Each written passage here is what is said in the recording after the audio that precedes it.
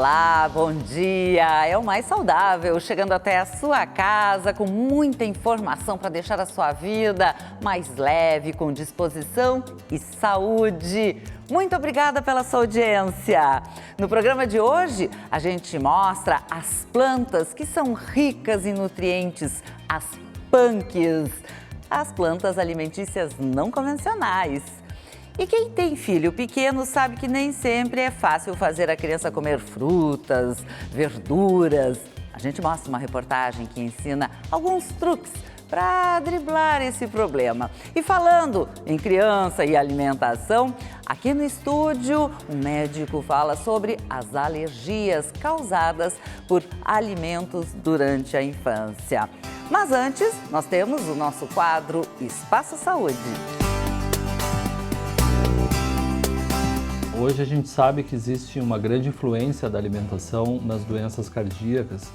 Antigamente se achava que essa influência era só mediada ou era só a ação era só pelo colesterol, pelo sal. Hoje a gente sabe que também existe um efeito muito grande das bactérias do intestino na produção de hormônios e até na formação das placas de gordura que acontecem no coração. Então a gente tem bilhões de bactérias no intestino. Essas bactérias elas mudam conforme o que a gente come. Então se a gente come só produtos industrializados, a gente vai ter um tipo de bactéria, ou alguns tipos de bactérias. Se a gente come verduras, come frutas e come outras coisas que não são industrializadas, a gente essas bactérias vão mudar e aqueles tipos de bactérias que são mais saudáveis, entre aspas, vão predominar sobre as outras. Então isso é uma linha de investigação que está em desenvolvimento, mas é uma coisa com grande potencial ainda. Mas de qualquer forma, a recomendação que a gente pode dar para as pessoas é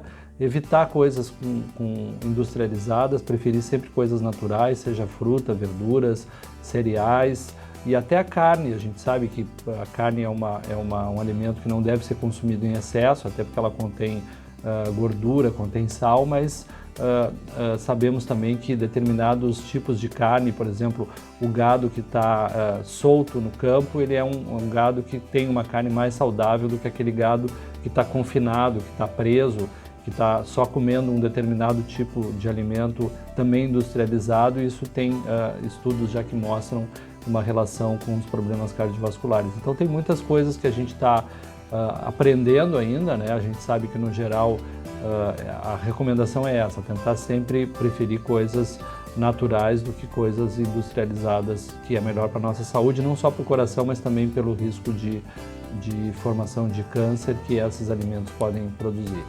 E agora a gente mostra algumas estratégias que você pode aplicar quando o seu filho não quer comer frutas e saladas. As técnicas também podem ser usadas com gente grande que torce o nariz para alguns alimentos. Cenoura, milho, pepino, tem muita verdura. O que está te apetecendo aqui?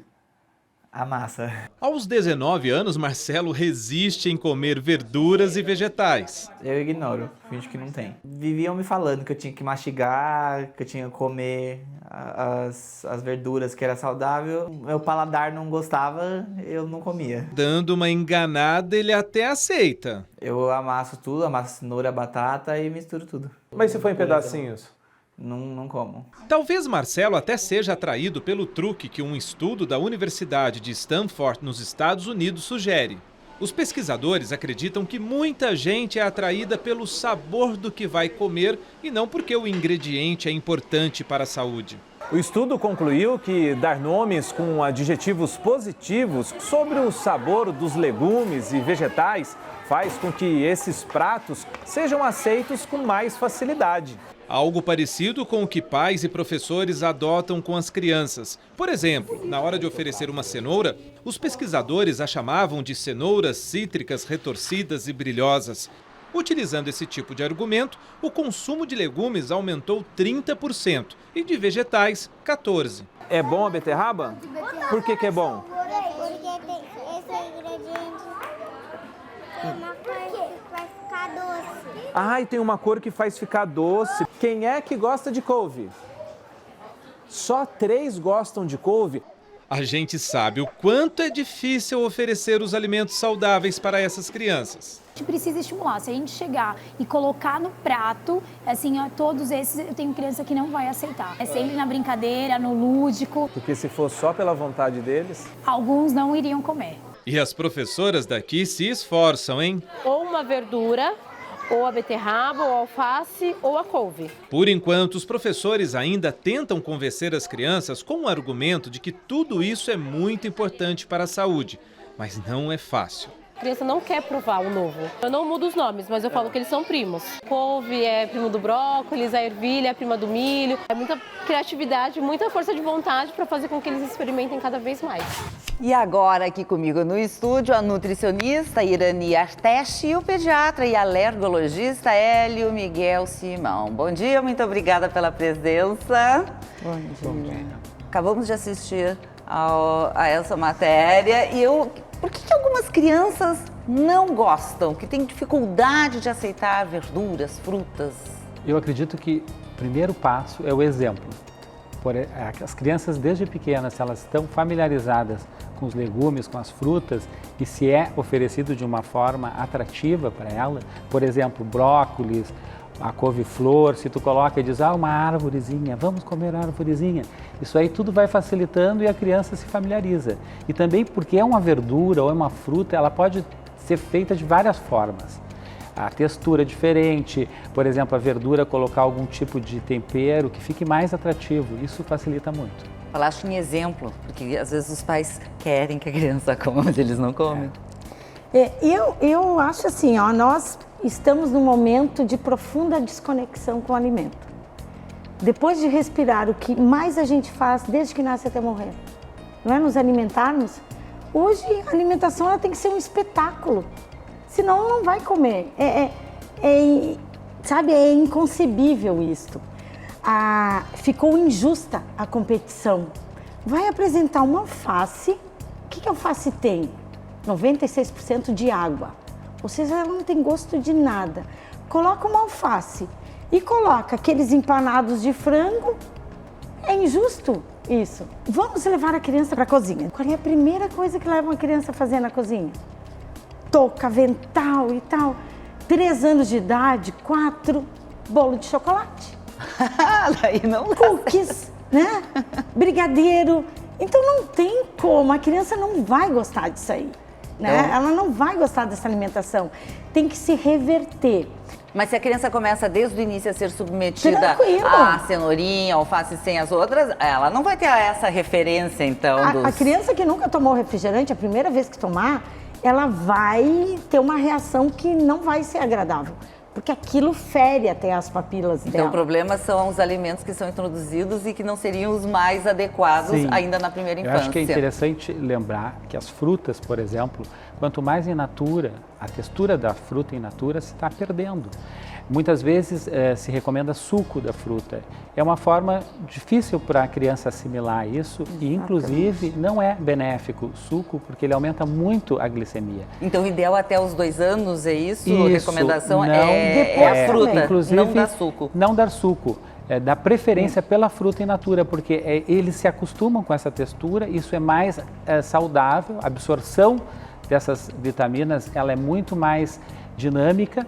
Existe então um benefício nutricional muito maior do que o suco, que antigamente se achava que o suco de frutas era muito saudável, mas se vê que hoje ele pode inclusive prejudicar, né?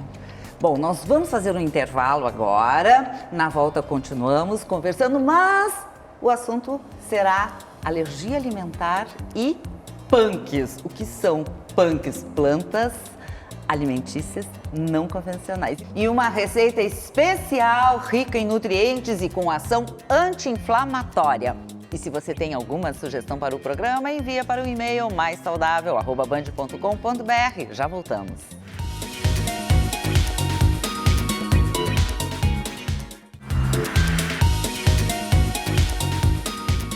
Estamos de volta e agora vamos mostrar uma receita premiada no concurso Chefe Mesa Brasil, promovido pelo Sesc RS. A final do concurso aconteceu no dia 16 de outubro, no Largo Glênio Pérez, em Porto Alegre. A vencedora da categoria Entidades Sociais arrasou com a receita de almôndegas com uma planta alimentícia não convencional, a Ora Pronobis. Sueli é cozinheira da Escola de Educação Infantil da Paz, mantida pela ABEF. É uma das entidades beneficiadas pelo programa Mesa Brasil do SESC.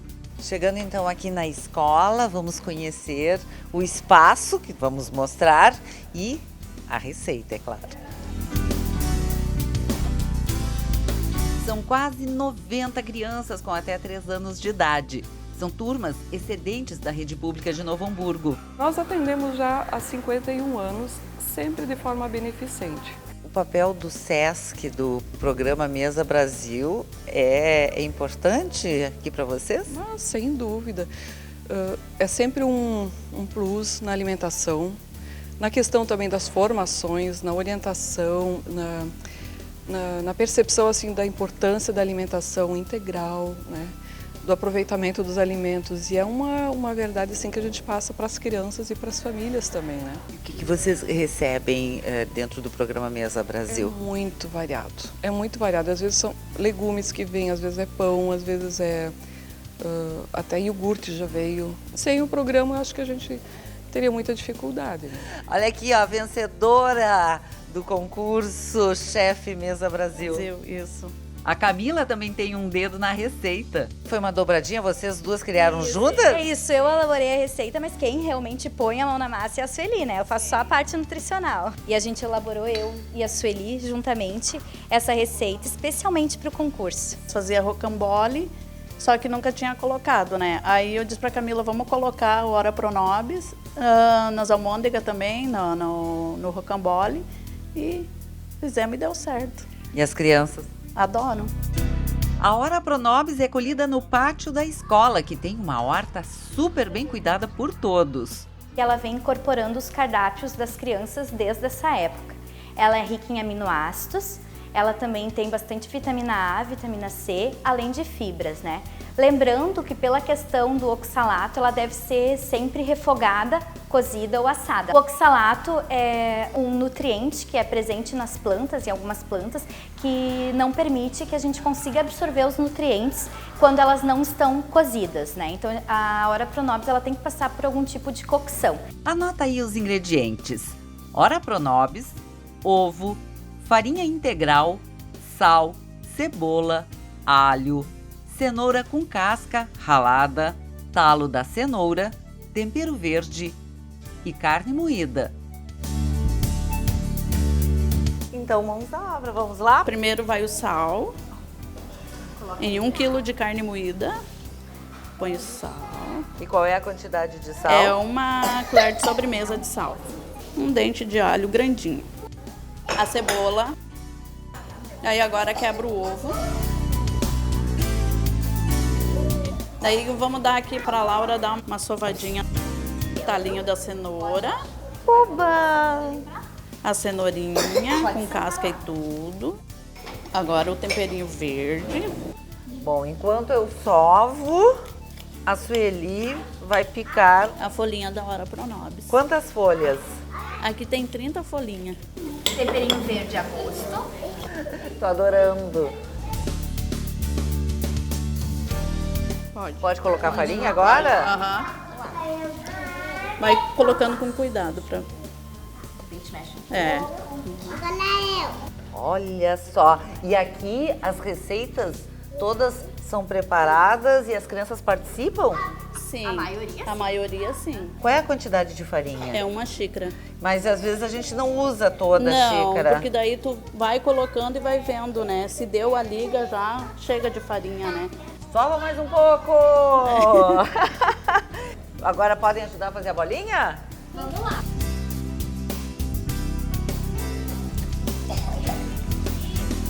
A gente coloca no forno de 150 a 180 graus, de 20 a 25 minutos.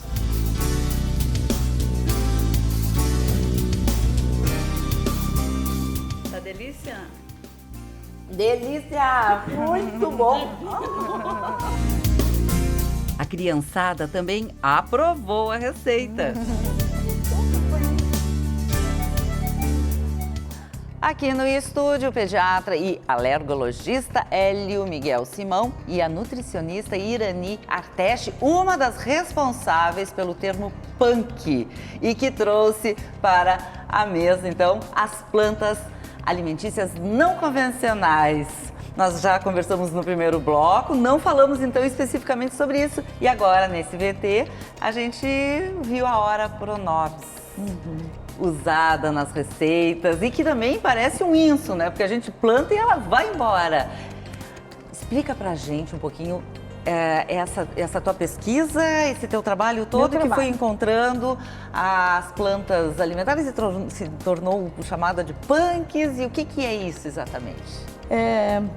Sucintamente, é aquilo que não se encontra no supermercado, né? É tudo que não se encontra no supermercado e nas feiras convencionais. Mas são alimentos que, ao longo da humanidade, eles foram fontes de subsistência para as pessoas.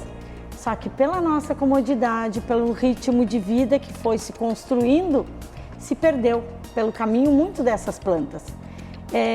Poucas são novidade, a maioria são plantas tradicionalmente conhecidas. Se conversar com um tio mais antigo, com uma avó, a gente vai, ou no meio rural mesmo, a gente vai encontrar essas plantas. Às vezes nem sabe o nome, mas olhando já sabe que poderia servir como alimento. E a biodiversidade aqui no Brasil, no nosso estado, é riquíssima. São milhares de plantas, milhares. Quantas, mais ou menos? No Rio Grande do Sul são aproximadamente 1000 plantas. Que nós poderíamos comer? No estudo do Valdeli Knupp, que é o grande, o que popularizou essas plantas, na região metropolitana ele elencou 311.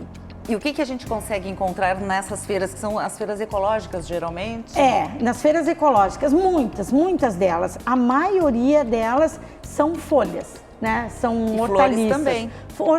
Flores também. Agora na primavera a gente mas pode as flores, elas acabam entrando mais como um efeito decorativo e não como alimentação. Mas tem nutrientes? Tudo tem nutrientes. Tudo tem nutrientes. Com exceção de água, tudo tem nutrientes, né? A planta, para subsistir, para sobreviver, ela precisa de nutrientes. E nós criamos essa habilidade de captar estes nutrientes das plantas. E agora na área da alergia alimentar, né? Por exemplo, nós estávamos falando anteriormente, mas a proteína é uma das maiores causas de alergia alimentar, seria isso? Isso, perfeito. Na realidade, as alergias alimentares, elas são causadas principalmente por proteínas. Então, aqueles alimentos que têm mais proteínas, eles são os grandes vilões da alergia. Por exemplo, o leite de vaca, os ovos, a carne bovina, soja. Então, esses são os alimentos protagonistas das alergias alimentares. É muito importante o alimento, quanto mais in natura, quanto menos processado, menos alteração na microbiota. O que é a microbiota? A microbiota é uma quantidade de micro-organismos, a maioria bactérias, que estão em equilíbrio para que ocorra uma digestão melhor, para que ocorra uma absorção desses nutrientes. Onde houver uma alteração muito grande nessa microbiota, geralmente um alimento mais ultraprocessado ou um alimento que é muito refinado, ele vai alterar esse equilíbrio de micro-organismos. E isso também leva à alergia. Então, uma das causas do aumento da alergia e da persistência e casos mais graves, justamente é a alteração desse equilíbrio dessas bactérias, que seriam do bem e do mal. Então, esses alimentos in natura, alimentos com nutrientes importantes, sem processamento, sem aditivos, eles são aquele substrato para essas bactérias do bem. A alergia, ela tem sempre um mecanismo imunológico por trás dela. Então, por exemplo, se o paciente ele tem alergia, ele vai ingerir um alimento, ele vai ter sintomas, sempre. Isso, então, é muito clássico. Quando ele chega ao alergologista, ele vai contar, não precisa nenhum exame a princípio. Ele é clínico o diagnóstico. A gente pede o exame complementar para se certificar que realmente é uma alergia. Existem muitos exames que não têm nenhum tipo de evidência clínica, ou seja, eles não são exames que podem auxiliar, mas eles são popularmente conhecidos como exames de alergia. Por exemplo, IgG para alimentos. Isso é muito complicado. Às vezes o paciente chega no meu consultório com alergia a 22 alimentos, através destes exames chamados exames de IgG para alimentos. Eles não têm validade nenhuma científica. E a gente, em um mês, como esse paciente, por exemplo, de 22 alimentos, eu consegui introduzir 20 alimentos através da conversa, da anamnese, do exame físico. As PANCs, então, seriam perfeitas na alimentação. Perfeitas. E é interessante a gente pensar que tem aumentado o número de crianças com alergia, não é mesmo? Tem aumentado, tem persistido esses sintomas e esses quadros são mais graves. Essa transformação toda tem muitos fatores. Um desses fatores é a microbiota, é essa alimentação rápida, as pessoas não têm, mesmo as crianças, elas não têm um tempo adequado para a digestão. Existe uma utilização indiscriminada de antibióticos, tudo isso altera essa nossa chamada flora antigamente, agora o nome moderno é microbiota intestinal. Então é muito importante uma mudança de estilo de vida. Então a família, por exemplo, buscar alimentos, a gente fala os alimentos de verdade. Ampliar o repertório, né? Hoje nós vivemos, é como se nós tivéssemos todas as atividades que nós temos que desenvolver ao longo do ano, nós tivéssemos somente uma calça jeans, uma camiseta e um casaco. É essa a nossa alimentação hoje. Ela é extremamente monótona. E como é que a gente pode acessar então esses alimentos, as PANCs? Muito simples. Ir numa feira agroecológica. Ali já tem uma diversidade. Hoje em dia, com acesso à internet, é só procurar PANC. Vai aparecer uma infinidade de possibilidades, né? Nós restringimos demais. Não é só plantas, outras plantas, mas também outras preparações. A gente aprendeu que, por exemplo, a melancia só se come a parte vermelha. A parte branca a gente joga fora. E ela é riquíssima em nutrientes, mas são outras possibilidades. A gente pode fazer uma salada agridoce a partir da entrecasca da melancia, pode fazer um chutney de entrecasca de melancia, um doce de entrecasca de melancia. Então são outros olhares para os alimentos. E alergia, por exemplo, a frutas? É comum, morango, manga? Isso, é muito importante a tua pergunta, Laura. Por quê? Porque as frutas hoje são utilizadas com muita frequência com aditivos. São frutas que vêm de produtos assim com agrotóxicos e às vezes a reação ela não é alérgica, é uma reação ao produto, ao aditivo que foi colocado. Então, em primeiro lugar, é uma fruta orgânica para a gente poder fazer a avaliação.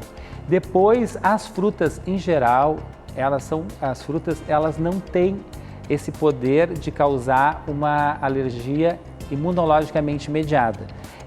Geralmente elas liberam histamina e tiramina, que são mediadores que dão uma chamada falsa alergia. Então, às vezes o paciente apresenta uma urticária ou incha o olho, mas isso não é uma alergia propriamente dita, ou seja, não vai ter um quadro de anafilaxia, mas sim um quadro de falsa alergia pelas substâncias que ela contém. Geralmente é histamina e tiramina. E nesse caso?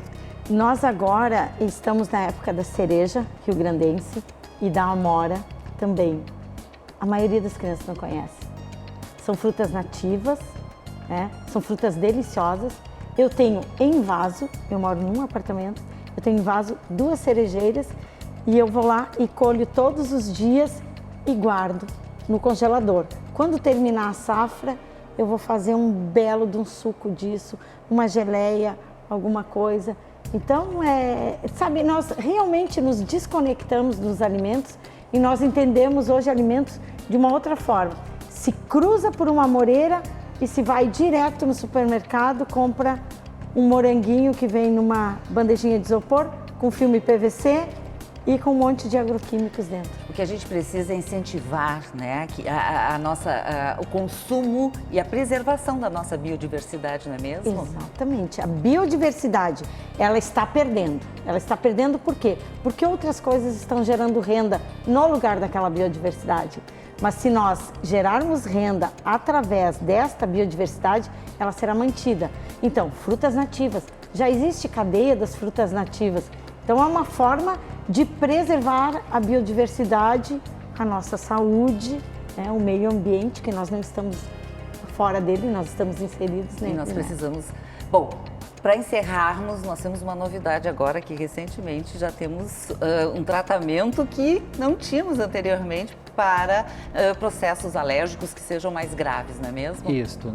Na realidade, esses quadros de alergia, quando são mais graves, eles são chamados de anafilaxia. E pode, então, ocorrer um choque anafilático, são aqueles pacientes que têm quadros graves. Para esses quadros, o paciente é orientado a ter um dispositivo com adrenalina autoinjetável. Ele não era comercializado no Brasil. Há uma semana, um laboratório, então é a primeira adrenalina brasileira autoinjetável.